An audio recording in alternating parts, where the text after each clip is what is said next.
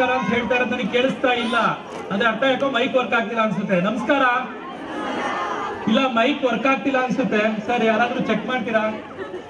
ಅಲ್ಲ, ಯಾಕೆಂದ್ರೆ ನನಗೆ ಗಿರೀಶ್ ಸರ್ ಅವ್ರಿಗೆ ಏನ್ ಹೇಳಿದ್ರು ಅಂತಂದ್ರೆ, ಚಳ್ಳಕೆರೆ ಜನ ಎಷ್ಟು ಯಂಗ್, ಎನರ್ಜೆಟಿಕ್, ಡೈನಾಮಿಕ್ ಅಂತ ಅಂದ್ರೆ ಸರ್, ನೀವು ಅವ್ರಿಗೆ ಒಂದ್ಸತಿ ನಮಸ್ಕಾರ ಅಂತ ಹೇಳಿದ್ರೆ 100 ಪಟ್ಟು ಅತಿ ಹೆಚ್ಚು ಜೋರಾಗಿ ನಮಸ್ಕಾರ ಬರುತ್ತೆ ಅಂತ ಹೇಳಿದ್ರು ನಂಗೆ. ಮತ್ ನಮಸ್ಕಾರ ಕೇಳಿಸ್ತಾ ಇಲ್ಲ ಅಂದ್ರೆ ಮೈಕ್ ಸರಿ ಇಲ್ಲ. ಸರಿ ಅಲ್ಲ? ನಾನು ಮತ್ತೊಮ್ಮೆ ಚೆಕ್ ಮಾಡಿ ನೋಡ್ತೀನಿ. ನಮಸ್ಕಾರ ಇಲ್ಲ, ಒಂಚೂರು ವಾಯ್ಸ್ ಇನ್ನು ರೈಸ್ ಮಾಡ್ಬೋದಾ? ನಮಸ್ಕಾರ ಇಲ್ಲ, ಕೇಳಿಸ್ತಾನೆ ಇಲ್ಲ, ಸಾರಿ. ನಮಸ್ಕಾರ. ಒಂಚೂರು ಚಳ್ಳಕೆರೆ ಹತ್ರ ಇದ್ದೀನಿ ಅನ್ಸ್ತಿದೆ, ಹತ್ರ ಇನ್ನು ಚಳ್ಳಕೆರೆಗೆ ಬಂದಂಗಿಲ್ಲ. ಮತ್ತೆ ಚೆಕ್ ಮಾಡ್ತೀನಿ. ನಮಸ್ಕಾರ. ಸೂಪರ್. ನನ್ನ ಹೆಸರು ಡಾಕ್ಟರ್ ರವಿ ಪ್ರಸಾದ್ ಸಜ್ಜನ್ ಅಂತ. ನಾನು ಮೆಮೊರಿ ಟ್ರೈನರ್ ಆಗಿದ್ದೀನಿ ಹಾಗೂ ಮೈಂಡ್ ಟ್ರೈನರ್ ಆಗಿದ್ದೀನಿ. ನಾನು ನಿಮಗೆಲ್ಲ ಒಂದು ಪ್ರಶ್ನೆ ಕೇಳಕ್ ಇಷ್ಟಪಡ್ತೀನಿ. ಏನಂತಂದ್ರೆ, ನಿಮ್ಮ ಮೊಬೈಲ್ ಫೋನ್ ಇದೆಯಲ್ಲ, ಆ ಫೋನಲ್ಲಿ ಎಷ್ಟು ಜಾಸ್ತಿ ಮೊಬೈಲ್ ನಂಬರ್ ಸೇವ್ ಮಾಡಿದ್ದೀರಾ? ಅಂದಾಜು ಎಷ್ಟು ಜಾಸ್ತಿ ಸೇವ್ ಮಾಡ್ಬೋದು? ಯಾರಾದ್ರೂ ಆನ್ಸರ್ ಕೊಡ್ತೀರಿ? ಎಷ್ಟು ಜಾಸ್ತಿ ಸೇವ್ ಮಾಡ್ಬೋದು ಸರ್? 500. ಅದಕ್ಕಿಂತ ಜಾಸ್ತಿ ಆಗಲ್ವಾ? ಎಷ್ಟಾಗುತ್ತೆ? ಎಷ್ಟು ಮ್ಯಾಕ್ಸಿಮಮ್ ಅಂತ ಕೇಳ್ತಾರೆ? 1000. ಇನ್ನೂ ಜಾಸ್ತಿ?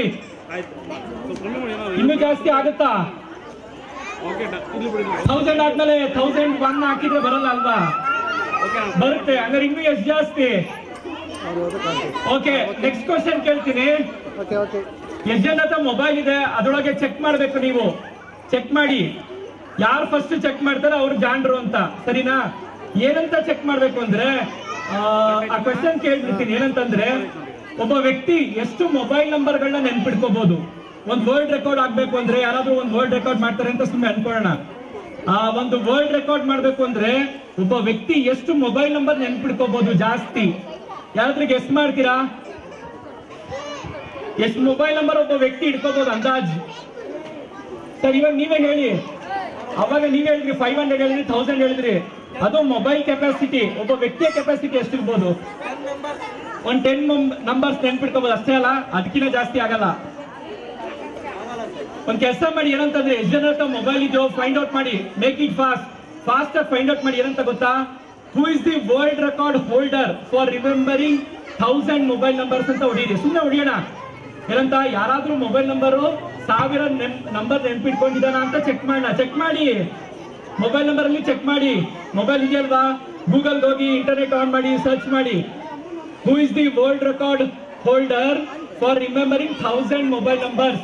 ವಾಯ್ಸ್ ಮೆಸೇಜ್ ಕೊಡಿ, ಅವಾಗ ಫಾಸ್ಟ್ ಆಗಿ ಟೈಪ್ ಆಗುತ್ತೆ. Who is the world record holder for remembering 1000 mobile numbers ಅಂತ ಕೊಡಿ. ಯಾರಿಗಾದ್ರೂ ಸಿಕ್ಕರೆ ಆನ್ಸರ್ ಫಾಸ್ಟ್ ಆಗಿ ಹೇಳಿ. ನೀವ್ ಹೇಳ್ತಿರ್ತೀರಲ್ವ, ಮತ್ತೆ ಮಕ್ಕಳು ಬಹಳ ಚೆನ್ನಾಗಿ ಮೊಬೈಲ್ ಉಪಯೋಗಿಸ್ತಾರೆ ಅಂತ. ಯಾರು ಮೇಡಮ್? ಬಂತಾ ಮೇಡಮ್? ಪ್ಲೀಸ್ ಬನ್ನಿ, ಬೇಗ ಬನ್ನಿ ಮೇಡಮ್. ಬನ್ನಿ ಬನ್ನಿ ಬನ್ನಿ. ಮೇಡಮ್ಗೆ ಚಪ್ಪಾಳೆ ತಟ್ಬೋದಾ? ಕೇಳಿಸ್ತಾ ಇಲ್ಲ ನಂಗೆ. ಕೇಳಿಸ್ತಾ ಇಲ್ಲ ಮೇಡಮ್. ಗ್ರೇಟ್. ಈ ಮೇಡಮ್ ಓದ್ತಾರದನ್ನ. ಮೇಡಮ್ ಓದಿ. ಯಾರಂತೆ?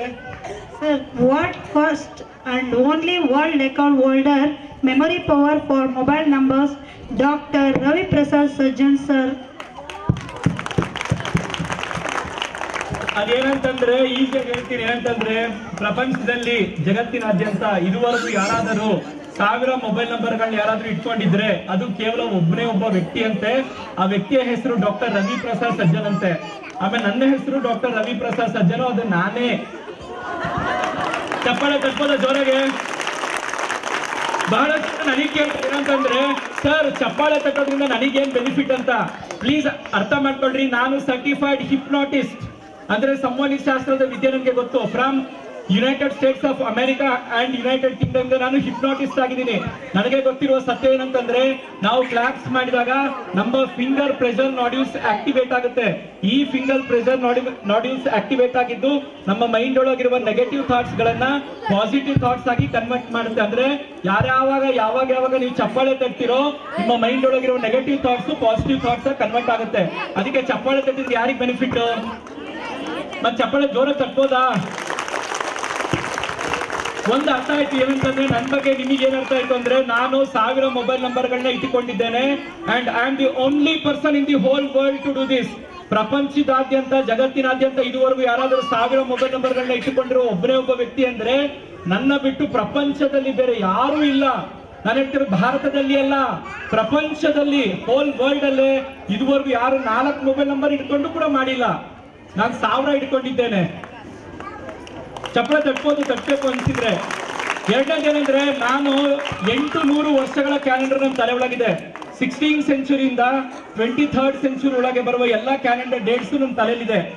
ಎಕ್ಸಾಂಪಲ್ 1600 ಇಂದ ಹಿಡಿದು ಕ್ಯಾಲೆಂಡರ್ 2300 ವರೆಗೂ 2399 ವರೆಗೂ ಎಲ್ಲ ಕ್ಯಾಲೆಂಡರ್ 800 ವರ್ಷಗಳ ಕ್ಯಾಲೆಂಡರ್ ತಲೆಯಲ್ಲಿದೆ. ಎಕ್ಸಾಂಪಲ್ 2025 ಅಂದ್ರೆ ಅದು 1 ವರ್ಷ. ಇವಾಗ ಕ್ಯಾಲೆಂಡರ್ ಏನಿದೆ ಅದು 2025 ಅಂದ್ರೆ 1 ವರ್ಷ. 1 ವರ್ಷದ ಕ್ಯಾಲೆಂಡರ್ ಅಲ್ಲ, 800 ವರ್ಷದ ಕ್ಯಾಲೆಂಡರ್ ತಲೆಯಲ್ಲಿದೆ. ಯಾವ್ದಾದ್ರು ಒಂದು ಡೇಟ್ ಆಫ್ ಬರ್ತ್ ಕೇಳಿದ್ರೆ ಯಾವ ವಾರ ಬರುತ್ತೆ ಅಂತ ಹೇಳ್ತೀನಿ, ಸರಿಯಲ್ಲ? ಅದಕ್ಕೆ ನನ್ನ ಜನ ಹ್ಯೂಮನ್ ಕ್ಯಾಲೆಂಡರ್ ಅಂತ ಕರೀತಾರೆ. ನೆಕ್ಸ್ಟ್ ಏನಂತಂದ್ರೆ, ನೀವು ನನಗೆ 100 ವಸ್ತುಗಳೇನಾದ್ರೂ ಕೊಟ್ರೆ ಅಕಾರ್ಡಿಂಗ್ ಟು ಸೀರಿಯಲ್ ನಂಬರ್ ವಾಪಸ್ ತಿರ್ಗಾ ಹಾಗೆ ಹೇಳ್ತೀನಿ. ಎಕ್ಸಾಂಪಲ್ 1ಗೆ ಕಾರ್, 2ಗೆ ಚೇರ್ ಅಂತ ಕೊಟ್ರೆ ಹಾಗೆ ಹೇಳ್ತೀನಿ. 1 ಇಂದ 100, 100 ಬ್ಯಾಕ್ ಟು 1 ನಂಬರ್ಸ್ ಕೊಟ್ಟರು ಅದೇ ತರ ಹೇಳ್ತೀನಿ. ಆಮೇಲೆ ಗ್ರಾಫೋಥೆರಪಿ ಅಂಡ್ ಹ್ಯಾಂಡ್ ರೈಟಿಂಗ್ ಅನಾಲಿಸ್ಟ್ ಆಗಿದ್ದೀನಿ. ಚಪ್ಪಳ ತಟ್ಟಿ ಎಲ್ಲಿವರೆಗೂ ತರ್ತಿರೋ ನೋಡ್ತಾ ಇರೋಣ ಇವತ್ತು. ನೆಕ್ಸ್ಟ್ ಏನಂದ್ರೆ ಗ್ರಾಫೋಥೆರಪಿ ಅಂಡ್ ಹ್ಯಾಂಡ್ ರೈಟಿಂಗ್ ಅನಾಲಿಸ್ಟ್ ಆಗಿದ್ದೀನಿ. ಅಂದ್ರೆ ಒಬ್ಬ ವ್ಯಕ್ತಿದು ಹ್ಯಾಂಡ್ ರೈಟಿಂಗ್ ನೋಡಿದ್ರೆ ಅವನಲ್ಲಿ ಏನ್ ಕ್ಯಾರೆಕ್ಟರ್ಸ್ ಇದೆ ಅಂತ ಈಸಿಯಾಗಿ ಗೊತ್ತಾಗುತ್ತೆ ನನಗೆ. ನೆಕ್ಸ್ಟ್ ಏನಂತಂದ್ರೆ ಸರ್ಟಿಫೈಡ್ ಸೈಕೋನ್ಯೂರೋಬಿಕ್ಸ್ ಟ್ರೈನರ್ ಆಗಿದ್ದೇನೆ ನಾನು. ಅಂದ್ರೆ ಸೈಕೋನ್ಯೂರೋಬಿಕ್ಸ್ ಅನ್ನೋದು ಮೆಡಿಟೇಷನ್ಗೆ ಸಂಬಂಧಪಟ್ಟಿದ್ದು. ಹಾಗೆ ಸರ್ಟಿಫೈಡ್ ಟ್ಯಾರೋಟ್ ಕಾರ್ಡ್ ಎಕ್ಸ್ಪರ್ಟ್ ಆಗಿದ್ದೇನೆ ನಾನು. ಹಾಗೆ ನಾನು ಇದುವರೆಗೂ 6 ಲಕ್ಷ ಜನಕ್ಕೆ ಟೀಚ್ ಮಾಡಿದ್ದೇನೆ. I am the youngest trainer in India to conceive and to conduct seminars in 4 different languages. ಪ್ರಪಂಚದಲ್ಲಿ ಇದುವರೆಗೂ ಎಲ್ಲಾ ಕಡೆಗೂ ಟ್ರಾವೆಲ್ ಮಾಡಿದ್ದೀನಿ. ನಾನು ಪ್ರತಿ ಬಾರಿನೂ ಸಿಂಗಾಪುರ್, ಬ್ಯಾಂಕಾಕ್, ಮಲೇಷಿಯಾಗಳಿಗೂ ಹೋಗ್ತೀನಿ. ಆಮೇಲೆ ಚಿತ್ರದುರ್ಗ, ಆಮೇಲೆ ಇರುವ ಭಾರತ ದೇಶದ ಆದ್ಯಂತ ಎಲ್ಲಾ ಕಡೆಗೂ ಹೋಗ್ತೀನಿ, ಸರಿ ಅಲ್ವಾ? ಆಂಧ್ರ ಪ್ರದೇಶ, ಬಾಂಬೆ, ಡೆಲ್ಲಿ, ಆಮೇಲೆ ಪೂನಾ, ಬಾಂಬೆ, ಈ ಕಡೆ ಎಲ್ಲಾ ಕಡೆಗೂ. ಆಮೇಲೆ ಫಾರಿನ್ ಪ್ಲೇಸಸ್ ಗಳಿಗೆ ಸಿಂಗಾಪುರ್, ಬ್ಯಾಂಕಾಕ್, ಮಲೇಷಿಯಾಗಳಿಗೆ ಹೋಗ್ತೀನಿ.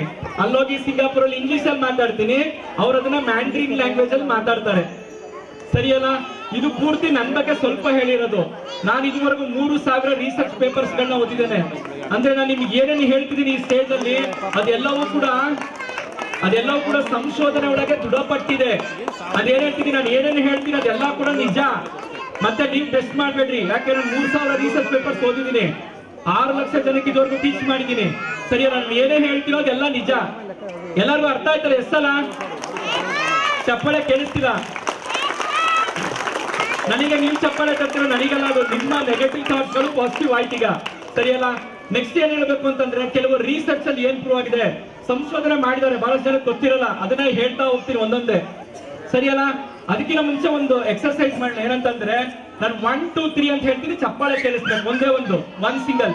ಹೇಗ್ ಮಾಡ್ಬೇಕು ಅಂತ ತೋರಿಸ್ತೀನಿ ನೋಡಿ, ಸರಿಯಲ್ಲ? ಕೈ ಈ ತರ ಮೇಲೆ ಇಟ್ಕೋಬೇಕು, ಮೇಲೆ 1 2 3 ಅಂತ ತಕ್ಷಣ ಈ ತರ ಚಪ್ಪಾಳೆ ಬರ್ಬೇಕು. ಎಲ್ಲಾರ್ದು ಒಂದೇ ಚಪ್ಪಾಳೆ ಒಂದೇ ಟೈಮಲ್ಲಿ ಕೇಳ್ಬೇಕು, ಟಕ್ ಟಕ್ ಅಲ್ಲ, ಒಂದೇ ಸತಿ ಟಪ್ ಅಂತ. ಎಲ್ಲ ಕೈ ಇಟ್ಕೊಳ್ಳಿ ನೋಡೋಣ ಬೇಗ. ಈ ತರ 1 2 3 ಅಂತ ತಕ್ಷಣ ಪಟ್ ಅಂತ ಬರ್ಬೇಕು, ಸರಿಯಲ್ಲ? ನೋಡಿ, ನಾನು ಹೇಳ್ತೀನಿ, ಮಾಡಿ 1 2 3. ಎರಡೆರಡು ಚಪ್ಪಾಳೆ ಕೇಳಿಸ್ತು. ಒಂದ್ ಕೆಲಸ ಮಾಡಿ, ನನ್ನ ನೋಡ್ಬಿಟ್ಟು ಫಾಲೋ ಮಾಡಿ, ಸರಿ? ನಾ ಕೈ ಇಟ್ಕೊಳ್ಳಿ ಈ ತರ 1 2 3. ಓಹೋ, ನಾನು ಏನ್ ಹೇಳಿದ್ದೆ ನಿಮಗೆ? ನಾನು ಏನ್ ಹೇಳಿದ್ದು 1 2 3 ಆದ್ಮೇಲೆ ತಾನೇ ಚಪ್ಪಾಳೆ ತಟ್ಟಿದ್ದು. ಯಾಕೆ ತಪ್ಪು ಮಾಡಿದ್ರಿ? ಯಾರಾದ್ರೂ ಆನ್ಸರ್ ಕೊಡ್ತೀರಾ? ಮೇಡಮ್ ಕೇಳಿಸ್ತೀರಾ? ಅಲ್ಲ, ಬನ್ನಿ ಈ ಕಡೆಗೆ. ನಂಗೆ ಈ ತರ ಜನ ಬೇಕು. ಮೇಡಮ್ ಈ ಚಪ್ಪಾಳೆ ತಟ್ಬೋದಾ? ಮೇಡಮ್ ಮಾತಾಡ್ತಿದ್ದಾರೆ.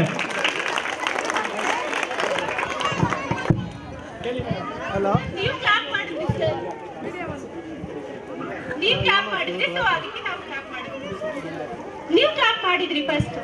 ಅಂದ್ರೆ ನೀವು ತಪ್ಪು ಮಾಡಿದ್ರಿ, ಅದಕ್ಕೆ ನಾನು ತಪ್ಪು ಮಾಡಿದೆ. ಅದೇ ನೀವು ಫಸ್ಟ್ ಮಾಡಿದ್ಕೆ ನಾವು ಮಾಡಿದ್ವಿ. ಅಂದ್ರೆ ಯಾರೇ ತಪ್ಪು ಮಾಡಿದ್ರು ಅದನ್ನ ಇನ್ನೊಬ್ರು ಫಾಲೋ ಮಾಡ್ತಾರೆ, ಅಲ್ವಾ ಮೇಡಮ್? ಅಂದ್ರೆ ಅರ್ಥ ಏನಂತಂದ್ರೆ, ಮೇಡಮ್ ನನಗೊಂದು ನಿಜ ಹೇಳ್ಕೊಟ್ರು. ಇದು ರಿಸರ್ಚ್ ಅಲ್ಲಿ ಪ್ರೂವ್ ಆಗಿರೋ ಮೊದಲನೇ ವಿಷಯ ನಿಮಗೆ ಹೇಳ್ತಾರೆ. ಏನಂತ ಗೊತ್ತಾ?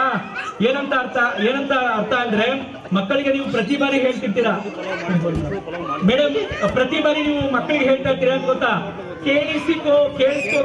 ಕೇಳಿಸ್ಕೋ ಅಂತ. ಆಮೇಲೆ ನೀವು ನನಗೂ ಕೇಳ್ತೀರಾ ಅಂತ, ಕೇಳಿಸ್ಕೊಳ್ಳೋದೇ ಸಹ ಮಕ್ಕಳು ಅಂತ.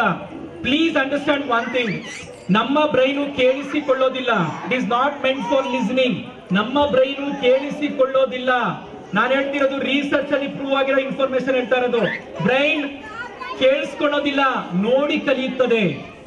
ನಿಮ್ಮ ಮಕ್ಕಳಿಗೆ ನೀವು 100 ಬಾರಿ ಹೇಳಿದರೂ ಕೂಡ ಅವರು ಕೇಳುವುದಿಲ್ಲ. ಯಾಕೆಂದರೆ ಬ್ರೈನ್ ಕೇಳಿಸಿಕೊಳ್ಳೋಲ್ಲ. ಮತ್ತೆ ಹೆಂಗ್ ಕಲಿತಾರೆ ಸರ್? ನೋಡಿ ಕಲಿಯುತ್ತಾರೆ. ನಿಮ್ಮ ಮಕ್ಕಳಿಗೆ ಏನಾದ್ರೂ ಕಲಿಸ್ಬೇಕು ಅಂದ್ರೆ ನೀವು ತೋರಿಸಿ ಕಲಿಸ್ಬೇಕು. ಎಕ್ಸಾಂಪಲ್ ಹೆಂಗೆ ಅಂದ್ರೆ, ನಿಮ್ಮ ಮಗುವಿಗೆ ಮೊಬೈಲ್ ಮುಟ್ಬೇಡ ಅಂತ ಹೇಳಿದ್ರೆ ಕೇಳಿಸಿಕೊಳ್ಳೋಲ್ಲ. ಹಾಗಾದ್ರೆ ನೀವೇನ್ ಮಾಡ್ಬೇಕು? ನೀವು ಮೊಬೈಲ್ ಮುಟ್ಟದಲ್ಲೇ ಇದ್ರೆ ಮಗುನು ಕೂಡ ಮೊಬೈಲ್ ಮುಟ್ಟೋದಿಲ್ಲ. ಕ್ಲೀನ್ ಆಗಿ ಕರೆಕ್ಟ್ ಆಗಿ ಅರ್ಥ ಆಯ್ತು ಅನ್ಸುತ್ತಲ್ಲ? ಚಪ್ಪಾಳೆ ತಟ್ಬೋದಾ? ಎರಡನೇ ಇಂಪಾರ್ಟೆಂಟ್ ಥಿಂಗ್ ಏನಂತಂದ್ರೆ, ಬಹಳಷ್ಟು ಜನ ನನಗೆ ಕೇಳ್ತಾರೆ ಯಾವ ಬ್ರೈನ್ ಯೂಸ್ ಮಾಡ್ಬೇಕು ಅಂತ. ನೀವು ನಿಮ್ಮ ಬಲಗಡೆ ಇರುವ ಬಲಭಾಗದ ಬ್ರೈನ್ ನ ಯೂಸ್ ಮಾಡಿದ್ರೆ ಸಕ್ಸಸ್ಫುಲ್ ಪೀಪಲ್ ಆಗ್ಬೋದು. ಐ ರಿಪೀಟ್, ಪ್ರಪಂಚದಾದ್ಯಂತ ಇದುವರೆಗೂ ಯಾರಾದ್ರೂ ಸಕ್ಸಸ್ಫುಲ್ ಪೀಪಲ್ ಆಗಿದ್ರೆ ಅವರು ತಮ್ಮಲ್ಲಿರುವ ಬಲಭಾಗದ ಬ್ರೈನ್ ಯೂಸ್ ಮಾಡ್ತಾರೆ. If you are using your left body parts, ನಿಮ್ಮ ಲೆಫ್ಟ್ ಬಾಡಿ ಪಾರ್ಟ್ಸ್ ಗಳನ್ನ, ಎಡಭಾಗದಲ್ಲಿರುವ ಬಾಡಿ ಪಾರ್ಟ್ಸ್ ಗಳನ್ನ ಯೂಸ್ ಮಾಡಿದರೆ, ಎಡಗಡೆ ಇರುವ ಬಾಡಿ ಪಾರ್ಟ್ಸ್ ಗಳನ್ನ ಯೂಸ್ ಮಾಡಿದರೆ ನಿಮ್ಮ ಬಲಗಡೆ ಇರುವ ಬ್ರೈನ್ ಆಕ್ಟಿವೇಟ್ ಆಗುತ್ತೆ.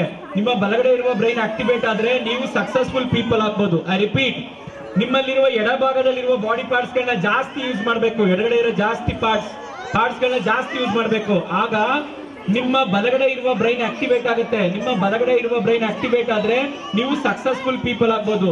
ಇದುವರೆಗೂ ಜಗತ್ತಿನಾದ್ಯಂತ ಯಾರ್ಯಾರು ಸಕ್ಸಸ್ಫುಲ್ ಪೀಪಲ್ ಆಗಿದಾರೋ ಅವರೆಲ್ಲರೂ ಕೂಡ ತಮ್ಮಲ್ಲಿರುವ ಬಲಗಡೆ ಇರುವ ಬ್ರೈನ್ ಯೂಸ್ ಮಾಡಿದ್ದಾರೆ. ಅವಾಗ ಸಕ್ಸಸ್ಫುಲ್ ಪೀಪಲ್ ಆಗ್ತಾರೆ. ಕರೆಕ್ಟ್ ಅಲ್ಲ? ಮೂರನೇ ಇಂಪಾರ್ಟೆಂಟ್ ಥಿಂಗ್ ಏನಂದ್ರೆ, ನನಗೆ ಒಬ್ರು ಚೀಫ್ ಎಡಿಟರ್ ಕೇಳ್ತಾ ಇದ್ರು. ನನಗೆ ಚೀಫ್ ಎಡಿಟರ್ ಇದುವರೆಗೂ ಟಿವಿ ಮೀಡಿಯಾದಲ್ಲಿ, ಪೇಪರ್ ನಲ್ಲಿ ಲಕ್ಷಾಂತರ ಬಾರಿ ಬಂದಿದೆ. ಸುಮ್ನೆ ಬರೀ ಡಾಕ್ಟರ್ ರವಿ ಪ್ರಸಾದ್ ಸಜ್ಜನ್ ಅಂತ ಗೂಗಲ್ ಹೊಡೆದು ನೋಡಿ, ನನ್ನ ಬಗ್ಗೆ ಪೇಪರ್ ನಲ್ಲಿ, ನ್ಯೂಸ್ ಪೇಪರ್ ಅಲ್ಲಿ, ಮ್ಯಾಗಝಿನ್ಸ್ ಅಲ್ಲಿ, ನಾನು ಎಲ್ಲೆಲ್ಲಿ ಪ್ರೋಗ್ರಾಮ್ ಮಾಡಿದೀನೋ ಅಲ್ಲಿ ಎಲ್ಲಾ ಕಡೆಗೂ ನನ್ನ ಇನ್ಫಾರ್ಮೇಶನ್ ಬರುತ್ತೆ. ಬರೀ ಡಾಕ್ಟರ್ ರವಿ ಪ್ರಸಾದ್ ಸಜ್ಜನ್ ಅಂತ ಹೊಡೆದ್ರೆ ಸರಿಯಲ್ಲ? ಸರಿ, ನೆಕ್ಸ್ಟ್ ಏನೇ ಹೇಳಕ್ ಇಷ್ಟಪಡ್ತೇನೆ ಅಂದ್ರೆ, ಒಬ್ರು ಚೀಫ್ ಎಡಿಟರ್ ಕೇಳ್ತಾ ಇದ್ರು, ಟಿವಿಯ ಎಡಿಟರ್ ಕೇಳ್ತಾ ಇದ್ರು ನನಗೆ ಏನಂತಂದ್ರೆ, ಸರ್ ನನ್ನ ಮಗ ಏನಕ್ಕೋ ಓದ್ತಾನೆ ಇಲ್ವಲ್ಲ, ಯಾಕೆ ಅಂತ. ಆಮೇಲೆ ಅವ್ರ ಸ್ವಲ್ಪ ಮತ್ತು ಮಾತಾಡಿದಾದ್ಮೇಲೆ ಅವರಿಗೆ ನಾನು ಮಾತಾಡ್ತಾ ಇರ್ಬೇಕಾದ್ರೆ ಇನ್ಫಾರ್ಮೇಶನ್ ಕೊಟ್ಟೆ. ಏನಂತಂದ್ರೆ, ಸರ್ ಓದಿದ್ದೆಲ್ಲ ಆದ್ಮೇಲೆ ನಿಮ್ಮ ಮಕ್ಕಳಿಗೆ ಕೇಸ್ ಓದ್ತಾರೆ ಅನ್ಕೊಳ್ಳೋಣ. ಎಕ್ಸಾಂಪಲ್ 5:30 ಇಂದ ಒಂದು 7:30 ವರೆಗೂ ಓದ್ತಾರೆ. 7:30 ಓದಿದಾದ್ಮೇಲೆ, ಊಟ ಮಾಡಿದಾದ್ಮೇಲೆ, 7:30 ಆದ್ಮೇಲೆ ಇವತ್ತು ಓದಿದಾನೆ ಅಂತ ಹೇಳ್ಬಿಟ್ಟು ನೀವು ಅವನಿಗೆ ಒಂದು ಅರ್ಧ ಗಂಟೆ ಟಿವಿ ನೋಡಕ್ಕೆ ಅಂತ ಕೊಡ್ತಿರಲ್ಲ, ಅದು ತಪ್ಪು ಕೆಲಸ. ಐ ರಿಪೀಟ್, ಓದಿದೆಲ್ಲ ಆದ ಮೇಲೆ ಅರ್ಧ ಗಂಟೆ ಇನ್ ಕೇಸ್ ನಾನು ಟಿವಿ ನೋಡಿದ್ರೆ ಓದಿದೆಲ್ಲವೂ ಕೂಡ ಮರೆತು ಹೋಗುತ್ತದೆ. ರಿಸರ್ಚ್ ಅಲ್ಲಿ, ಸಂಶೋಧನೆಯೊಳಗೆ ಪ್ರೂವ್ ಆಗಿದೆ. 3000 ರಿಸರ್ಚ್ ಪೇಪರ್ಸ್ ಓದಿದ್ದೀನಿ. ಪ್ರಾಬಬಲಿ ನಾನು ಹೇಳಿದ್ರೆ ಅದು ಕರೆಕ್ಟ್ ಅಲ್ವಾ? ಅಥವಾ ನನ್ ಬಿಟ್ಟು ಇನ್ಯಾರಾದ್ರೂ ಪರ್ಫೆಕ್ಟ್ ಆಗಿರೋರು ಸಿಗ್ತಾರಾ? Yes or no? ಯಾಕೆಂದ್ರೆ ಮೆಮೊರಿ ಟ್ರೈನರ್ ನಾನು, ಮೈಂಡ್ ಟ್ರೈನರ್ ನಾನು. So I will be the right person to guide you. I repeat, ಯಾರಾದ್ರೂ ಓದುವಾಗ ಓದಿದೆಲ್ಲ ಆದ ಮೇಲೆ ಲಾಸ್ಟ್ಗೆ ಒಂದು ಅರ್ಧ ಗಂಟೆ ಟಿವಿ ನೋಡಿದರೂ ಕೂಡ ಓದಿದೆಲ್ಲ ಮರ್ತೋಗುತ್ತೆ.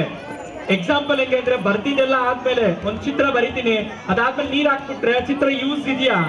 ಇಲ್ಲ, ಚಿತ್ರ ಎಲ್ಲ ಹೋಯ್ತದು. ಹಾಗೆ ಇದು ಕೂಡ. ಹಾಗಾದ್ರೆ ಏನ್ ಮಾಡ್ಬೇಕು? ಮೊದಲು ಅರ್ಧ ಗಂಟೆ ಬೇಕಾದ್ರೆ ಟಿವಿ ನೋಡ್ಲಿ, ಅದಾದ್ಮೇಲೆ ಬೇಕಾದ್ರೆ ಓದ್ಲಿ. ಅರ್ಥ ಆಯ್ತಲ್ಲ? ಸರಿ, ಇನ್ನೇನಾದ್ರೂ ಡೌಟ್ಸ್ ಇದ್ರೆ ಕೇಳಿ. ಎಲ್ಲ ಹೇಳಕ್ ಬರಲ್ಲ ನಾನು. ಯಾವ್ದಾದ್ರು ಏನಾದ್ರೂ ಪರ್ಟಿಕ್ಯುಲರ್ ಡೌಟ್ಸ್ ಇದ್ರೆ ಕೇಳಿ. I will be glad to help you. ಯಾರಿಗಾದ್ರೂ ಏನಾದ್ರು ಡೌಟ್ಸ್ ಇದೆಯಾ? ಸರಿ, ಕಾರ್ಯಕ್ರಮಕ್ಕೆ ನನಗೆ ಇನ್ವೈಟ್ ಮಾಡಿದ್ರು. ಹಾಗೆ ರಾಜಶೇಖರ್ ಸರ್ ಅವರು ಮಾತಾಡ್ತಾ ಹೇಳ್ತಾ ಇದ್ರು ಎಐ ಬಗ್ಗೆ. ಎಐ ಅನ್ನೋದು ಅದ್ಭುತವಾದ ಟೆಕ್ನಾಲಜಿ. ಅದು ಎಐ ಅನ್ನೋದು ಸರಿಯಲ್ಲ? ಮುಂದೊಂದಿನ ಅದು ಅಡ್ವಾಂಟೇಜ್ ಆಗೋ ಕನ್ವರ್ಟ್ ಆಗುತ್ತೆ, ಡಿಸ್ಅಡ್ವಾಂಟೇಜ್ ಆಗೋ ಕನ್ವರ್ಟ್ ಆಗುತ್ತೆ. ಅದು ನಮಗೆ ಬಿಟ್ಟಿದ್ದು ಹೇಗೆ ಮಾಡ್ಕೊಂತೀವಿ ಅಂತ. ಎಕ್ಸಾಂಪಲ್, ಮೊಬೈಲ್ ಅಡ್ವಾಂಟೇಜು ಇದೆ, ಡಿಸ್ಅಡ್ವಾಂಟೇಜ್ ಇದೆ, ಅದೇ ತರ ಸರಿಯಲ್ಲ? ಹಾಗೆ ಕಾರ್ಯಕ್ರಮಕ್ಕೆ ರಾಜಶೇಖರ್ ಸರ್ ಅವರು ಬಂದು ಮಾತಾಡ್ತಾ ಇದ್ರು. ಹಾಗೆ ನನಗೆ ಇನ್ವೈಟ್ ಮಾಡಿದಂತ ಗಿರೀಶ್ ಸರ್ ಆಗಿರ್ಬೋದು, ಚಂದ್ರಕಲಾ ಮ್ಯಾಮ್ ಆಗಿರ್ಬೋದು, I am very much glad and very much grateful to them. ಯಾಕೆಂದ್ರೆ ನಾನು ಇದೇ ತರದೊಂದು ಮೈ ಚೋಟಾ ಸ್ಕೂಲ್ ನ ಸ್ಟಾರ್ಟ್ ಮಾಡ್ತಾ ಇದ್ದೀನಿ ನನ್ನ ಪ್ಲೇಸ್ ನಲ್ಲಿ. ಆಮೇಲೆ ನಾನು ಯಾವ ಪ್ಲೇಸಿಗೆ ಬಿಲಾಂಗ್ ಆಗ್ತೀನಿ ಗೊತ್ತಾ? ಬ್ಯಾಂಗ್ಳೂರ್ ನಂದು. ನಂಗೆ ಗೊತ್ತಿರಲಿಲ್ಲ ಮೈ ಚೋಟಾ ಸ್ಕೂಲ್ ಇದೆ ಅಂತ. ನಾನೊಂದು ಸರಿ ಸರ್ ಅವರು ನಂಗೆ ಪರಿಚಯ ಇದ್ರು, ಅವ್ರ ಜೊತೆ ಮಾತಾಡ್ಬೇಕಾದ್ರೆ ಆಮೇಲೆ ನಂಗೆ ಗೊತ್ತಾಯ್ತು, ಇಲ್ಲ ಸರ್ ಮೈ ಚೋಟಾ ಸ್ಕೂಲ್ ಅಂತಿದೆ, ಬಹಳ ಚೆನ್ನಾಗಿದೆ ಅಂತ. ಆಮೇಲೆ ಅವ್ರ ವಿಡಿಯೋಸ್ ಎಲ್ಲ ನೋಡಿದೆ, ಅವ್ರ ಸ್ಕೂಲ್ ಎಲ್ಲ ನೋಡಿದೆ, ಬಹಳ ಚೆನ್ನಾಗಿದೆ ಅಂತ ಗೊತ್ತಾಯ್ತು. ಫ್ರಾಂಚೈಸಿ ತಗೊಂಡು ಮಾಡ್ತಾ ಇದಾರೆ. ಯೂಶಲಿ ಫ್ರಾಂಚೈಸಿ ಬಹಳ ಪೇ ಮಾಡ್ಬೇಕಾಗುತ್ತೆ, ಆದ್ರೆ ಇದು ಒಂದು ಅಂದಾಜಿಗೆ ನಾಮಿನಲ್ ಇದೆ. ಸೊ ನಿಮಗೂ ಕೂಡ ನಾಮಿನಲ್ ಫೀಸ್ ಅಲ್ಲಿ ರನ್ ಮಾಡ್ಬೋದು. ಸರಿಯಲ್ಲ? So I am very much glad and very much happy with Girish sir. ಆಮೇಲೆ ನೆಕ್ಸ್ಟ್ ನನಗೆ ಆಪರ್ಚುನಿಟಿ ಕೊಟ್ರಿ ಸರ್ ಮಾತಾಡಕ್ಕೆ ಅಂತ. I am very much happy with that. Thank you so much.